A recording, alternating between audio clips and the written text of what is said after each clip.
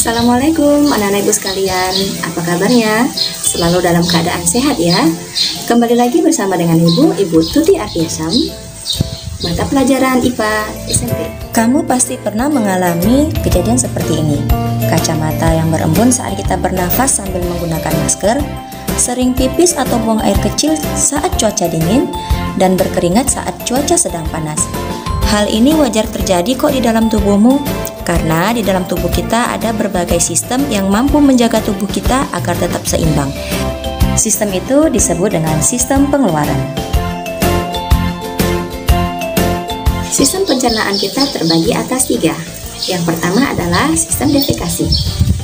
Sistem ini merupakan proses pengeluaran sisa pencernaan, contohnya seperti feses.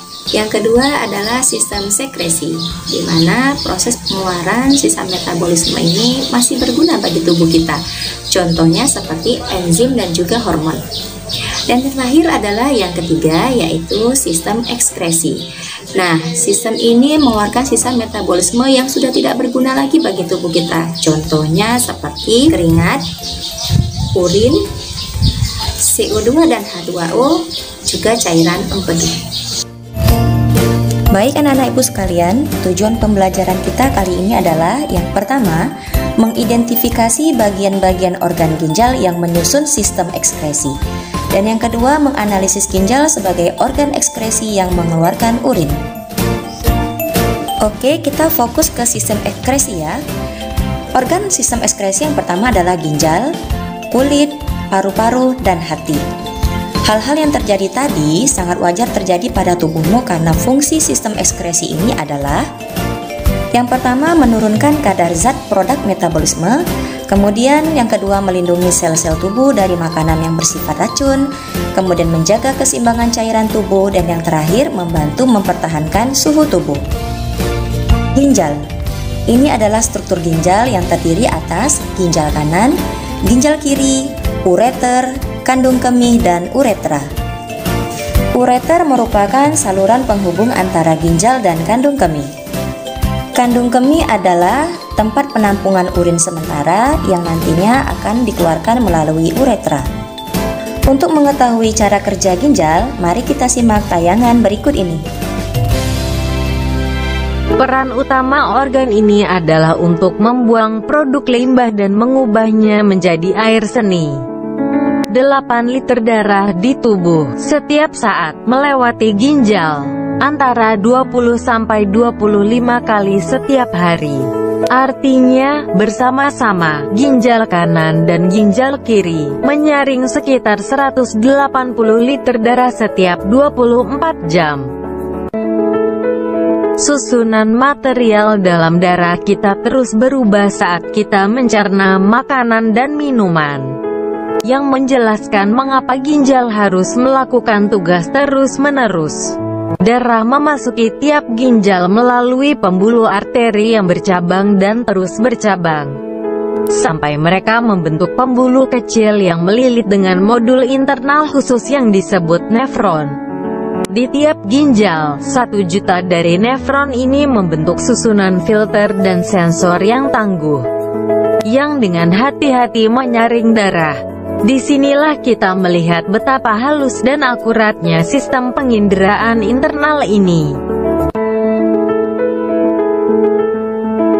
Untuk menyaring darah, masing-masing nefron menggunakan 2 peralatan yang tangguh.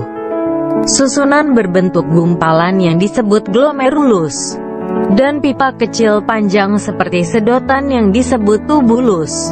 Glomerulus bekerja seperti saringan, yang hanya memungkinkan bahan-bahan tertentu, seperti vitamin dan mineral, untuk masuk ke tubulus. Kemudian, tugas pembuluh darah ini adalah untuk mendeteksi apakah bahan-bahan itu dibutuhkan di dalam tubuh atau tidak. Jika ya, mereka diserap dalam jumlah tertentu yang dibutuhkan tubuh. Sisanya akan disirkulasikan lagi di dalam darah. Tetapi, darah tidak hanya membawa material yang bermanfaat. Darah juga berisi produk limbah, dan nefron harus menentukan apa yang harus dilakukan dengan limbah itu. Tubulus mendeteksi zat yang tidak butuhkan tubuh, seperti urea, yang merupakan zat sisa dari pemecahan protein, mengarahkannya keluar dari ginjal dalam bentuk urin melalui dua saluran pembuangan panjang, yang disebut ureter. Tujuan terakhir dari ureter adalah kandung kemih. Setelah kandung kemih penuh, ia siap untuk melakukan pembuangan, membersihkan tubuh Anda dari sampah yang ada di darah. Berdasarkan tayangan tadi, kita dapat mengambil kesimpulan bahwa fungsi ginjal yang pertama adalah menjaga keseimbangan air dalam tubuh, yang kedua membuang sisa metabolisme yang bersifat racun, kemudian yang ketiga mengatur kandungan elektrolit dalam tubuh, dan yang terakhir menjaga tekanan osmosis. Karena itu kita harus menjaga kesehatan ginjal kita ya anak-anak ibu sekalian. Nah, anak ibu, organ ekskresi kita yang kedua adalah kulit. Kulit merupakan lapisan terluar pembungkus seluruh permukaan tubuh. Adapun indikator yang ingin kita bahas adalah yang pertama struktur kulit, kemudian faktor yang mempengaruhi jumlah keringat, dan yang terakhir adalah fungsi kulit. Struktur kulit. Kulit terdiri atas dua lapisan utama, yaitu lapisan epidermis atau kulit ari dan lapisan dermis atau kulit jangat. Pada lapisan epidermis tidak terdapat pembuluh darah maupun serabut saraf. Pada lapisan ini terdapat beberapa lapisan kulit seperti stratum corneum yang merupakan lapisan kulit mati dan stratum granulosum yang mengandung pigmen melanin. Kemudian ada lapisan dermis yang mana di dalam lapisan ini terdapat otot penggerak rambut, pembuluh darah, saraf, kelenjar minyak yang akan menghasilkan minyak, dan kelenjar keringat yang akan menghasilkan keringat. Setelah dermis, ada lapisan hipodermis atau disebut juga dengan lapisan subkutan. Lapisan ini merupakan kumpulan jaringan ikat yang berfungsi melekatkan kulit pada otot. Kita memiliki jumlah keringat yang berbeda-beda. Faktor yang mempengaruhi jumlah keringat ada beberapa, yaitu yang pertama aktivitas tubuh.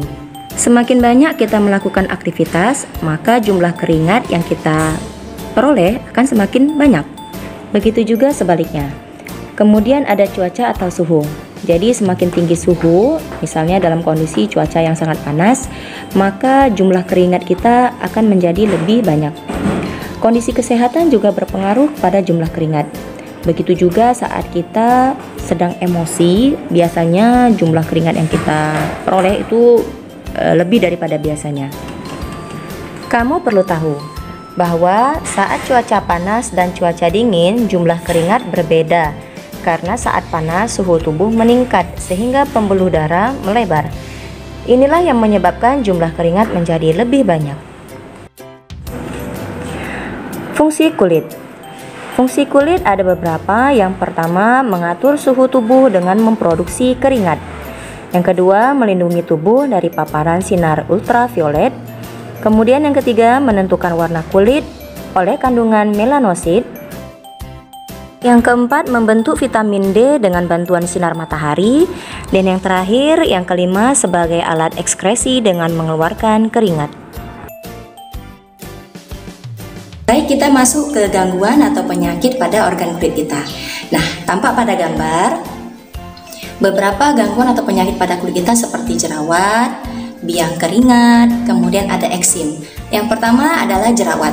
Nah, jerawat ini diakibatkan oleh penyumbatan atau peradangan pada kelenjar sebasea atau kelenjar minyak. Nah, beberapa faktor yang mempengaruhi penyumbatan ini bisa karena hormon, kemudian dari makanan yang kita makan sehari-hari. Jadi buat anak-anak ibu sekalian, khususnya yang perempuan, untuk selalu menjaga kesehatan kulit kamu dengan cara rajin membersihkan wajah agar tidak terjadi penyumbatan atau peradangan pada kelenjar minyak kamu. Selanjutnya adalah biang keringat. Nah, kenapa terjadi biang keringat? Biang keringat ini terjadi akibat tersumbatnya kelenjar keringat oleh sel kulit mati yang tidak terbuang secara sempurna. Yang terakhir adalah eksim. Eksim merupakan penyakit kulit yang cukup kronis atau akut dan bertahan dalam jangka waktu yang sangat lama, bahkan akan kembali kambuh atau biasa terjadi kambuhan.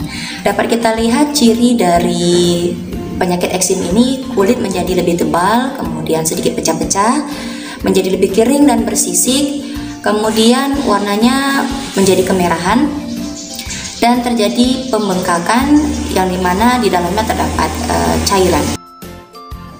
Kita masuk organ yang ketiga, yaitu paru-paru, di mana tujuan pembelajaran kita adalah yang pertama, mengidentifikasi organ pernafasan, dan yang kedua, gangguan pada sistem pernafasan. Sebelumnya di bab yang sudah pernah kita pelajari, yaitu sistem pernafasan, kita sudah pernah membahas tentang paru-paru sebagai salah satu organ dari sistem pernafasan.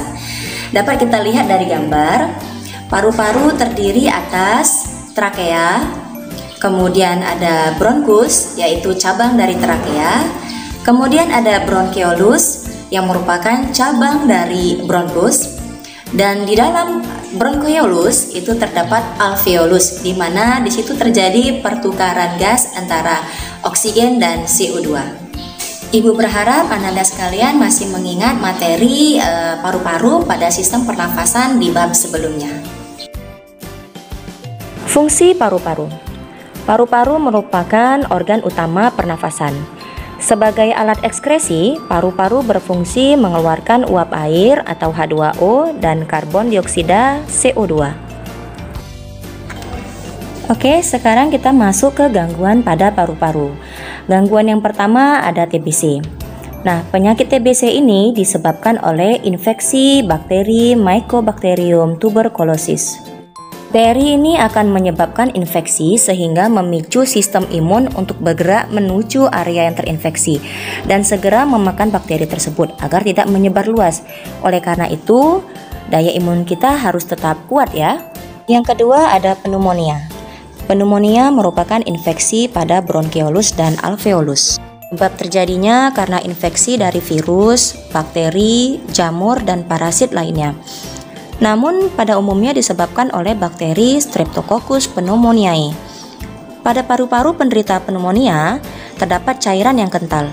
Cairan tersebut dapat mengganggu pertukaran gas pada paru-paru. Yang ketiga, asma. Asma merupakan salah satu kelainan yang menyerang saluran pernapasan. Asma dapat disebabkan oleh faktor lingkungan seperti asap rokok, debu, bulu hewan peliharaan, dan lain-lain. Masuknya alergen akan memicu tubuh untuk menghasilkan senyawa kimia. Nah, senyawa kimia tersebutlah yang dapat memicu penyempitan saluran pernafasan.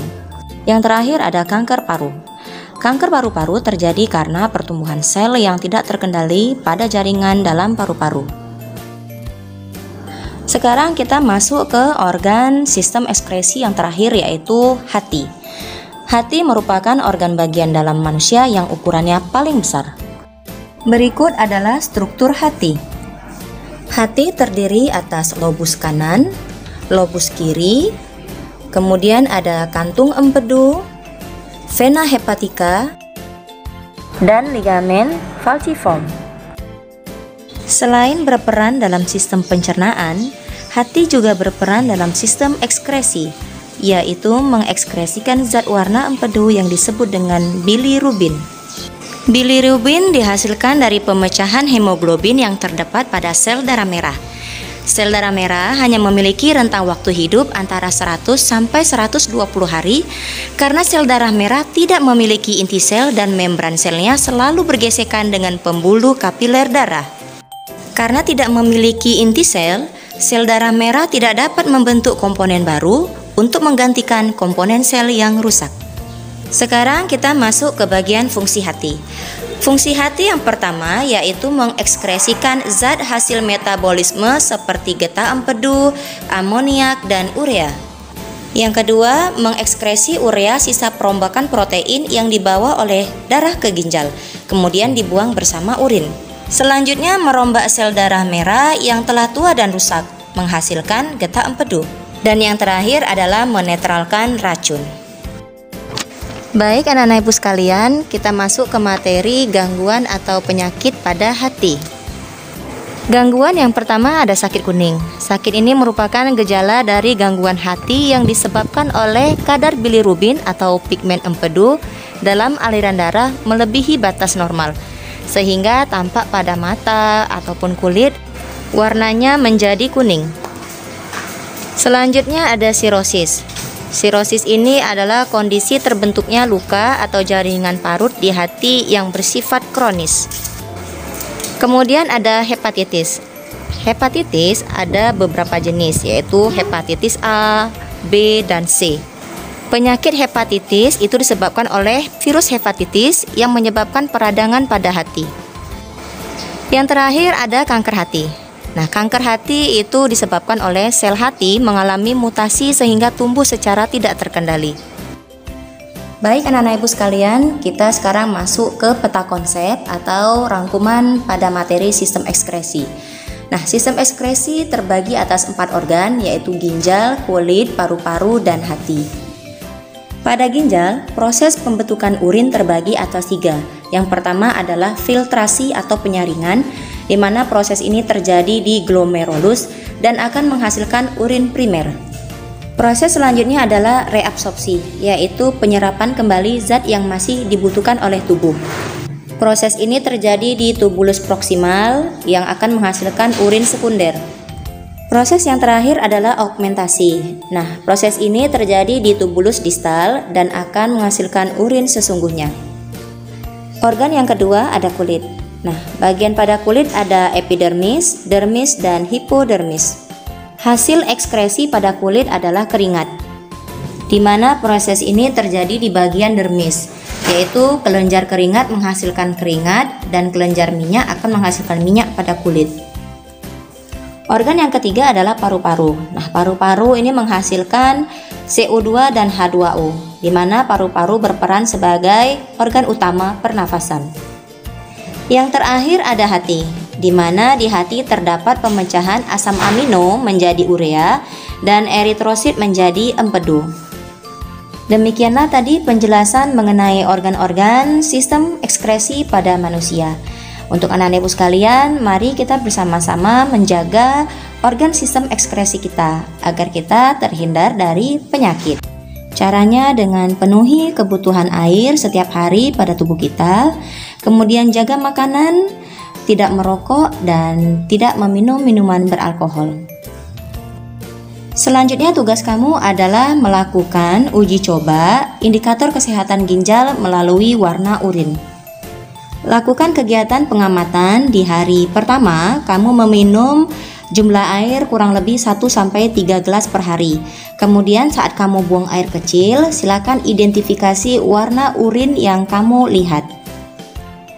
Indikator warna urin bisa kamu lihat ada yang jernih, kuning muda, kuning kecoklatan, orange, merah atau sedikit merah muda, dan kuning gelap. Silakan isi hasil identifikasi kamu pada tabel warna di hari pertama. Kemudian lakukan hal yang sama pada hari kedua dengan meminum jumlah air 4-5 gelas per hari. Silakan ditulis warna urin yang kamu peroleh.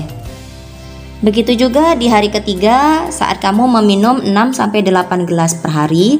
Silakan identifikasi warna urin yang kamu lihat. Silakan diisi di tabel warna. Berdasarkan hasil identifikasi warna urin, silakan jawab pertanyaan berikut. Apakah ginjal Ananda sehat saat memproduksi urin?